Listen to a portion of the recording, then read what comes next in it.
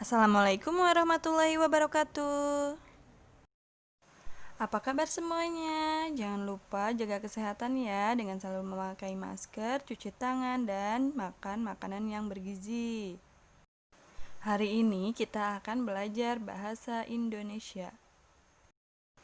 Untuk materi kali ini yaitu menggali informasi penting dari buku sejarah. Indikator pembelajaran hari ini yaitu menggali dan memaparkan informasi penting dari buku sejarah menggunakan aspek apa, di mana, kapan, siapa, mengapa, dan bagaimana secara lisan, tulis, dan visual serta memperhatikan penggunaan kosakata baku dan kalimat efektif. Ada hal penting yang harus kalian tahu. Yang pertama yaitu apa informasi dan yang kedua apa itu buku sejarah. Pengertian informasi adalah sebuah sekumpulan data atau fakta yang sudah diproses dan juga dikelola dengan sedemikian rupa sehingga menjadi sebuah hal yang mudah dipahami dan juga bermanfaat bagi penerimanya. Sedangkan pengertian teks sejarah adalah sebuah teks di mana isinya menjelaskan atau menceritakan mengenai hal tentang fakta ataupun kejadian masa lalu yang menjadi asal mula sesuatu sehingga tersirat sebuah nilai sejarah di dalamnya. Yuk sekarang kita berlatih bersama-sama ya. Ada langkah-langkahnya. Yang pertama, bacalah teks secara cermat, kemudian lakukan pemetaan. Oke, sebelumnya kita mengingat kembali ya fungsi kata tanya. Kata tanya yang pertama yaitu siapa. Siapa digunakan untuk menunjukkan nama orang, jabatan, atau pekerjaan. Yang kedua yaitu mengapa.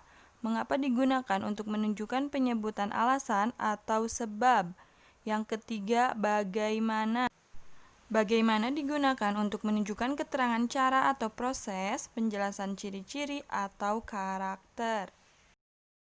Yang keempat yaitu apa. Apa digunakan untuk menunjukkan penjelasan mengenai suatu hal atau benda. Yang kelima yaitu di mana. Di mana digunakan untuk menunjukkan penyebutan tempat. Yang terakhir yaitu kapan. Kapan digunakan untuk menunjukkan penyebutan atau penjelasan waktu. Selanjutnya, coba kita baca bersama-sama ya teks berikut, yaitu Majapahit dan Cita-cita Mahapatih Gajah Mada. Pada masa kerajaan Hindu-Buddha, terdapat sebuah kerajaan besar di timur Pulau Jawa. Kerajaan tersebut bernama Majapahit. Nama Majapahit berasal dari buah meja yang rasanya pahit di hutan tempat kerajaan ini berdiri. Kerajaan Majapahit berada di kota Mojokerto, Jawa Timur. Kerajaan Majapahit berdiri pada tahun 1293 Masehi dengan raja pertamanya bernama Raden Wijaya. Kerajaan Majapahit memiliki masa kejayaan di masa pemerintahan Sri Rajasanagara pada tahun 1350 sampai 1389 Masehi. Sri Rajasanagara merupakan gelar yang disandang oleh raja yang kita kenal dengan nama Hayam Wuruk.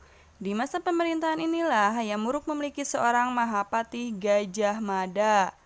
Gajah Mada merupakan Mahapatih terbaik yang dimiliki oleh Majapahit. Cita-citanya adalah mempersatukan semua kerajaan yang berada di Nusa Tenggara. Cita-cita tersebut kita kenal dengan nama Sumpah Palapa. Gajah Mada bersumpah tidak akan hidup dalam kesenangan dunia jika belum berhasil mempersatukan kerajaan-kerajaan di Nusantara. Berkat kepemimpinan Mahapatih Gajah Mada dalam medan perang, Kerajaan Majapahit memiliki kekuasaan yang terbentang dari Pulau Sumatera, Jawa, Kalimantan, Semenanjung Malaya, hingga bagian timur Nusantara. Inilah yang menjadi awal dari sejarah panjang Negara Kesatuan Republik Indonesia dengan beragam suku, budaya, dan agama yang berbeda-beda. Jiwa kepemimpinan Gajah Mada tersebut dapat kita teladani sampai sekarang. Nah, setelah kita membacanya, dari teks tersebut kita mendapatkan banyak informasi. Mari kita bersama-sama menjawab pertanyaannya. 1. Di mana letak Kerajaan Majapahit? Kerajaan Majapahit berada di kota Mojokerto, Jawa Timur. 2.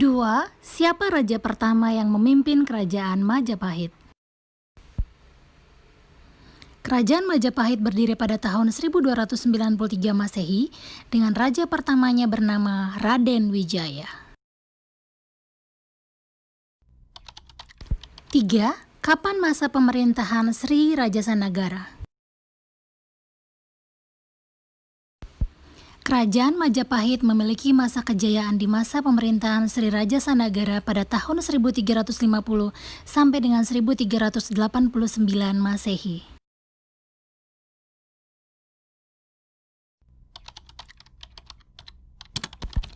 4. Apa cita-cita yang diinginkan oleh Mahapati Gajah Mada? Cita-citanya adalah mempersatukan semua kerajaan yang berada di Nusantara.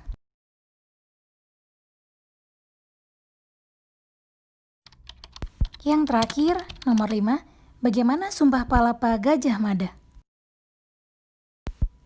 Gajah Mada bersumpah tidak akan hidup dalam kesenangan dunia jika belum berhasil mempersatukan kerajaan-kerajaan di Nusantara.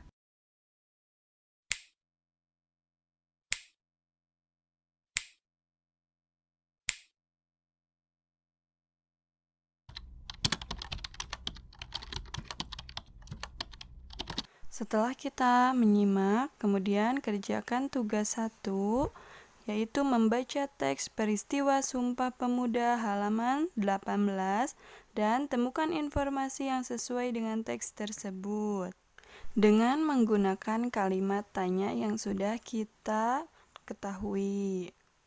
Nah, sampai di sini dulu ya pembelajaran hari ini. Sampai bertemu lagi di pertemuan selanjutnya.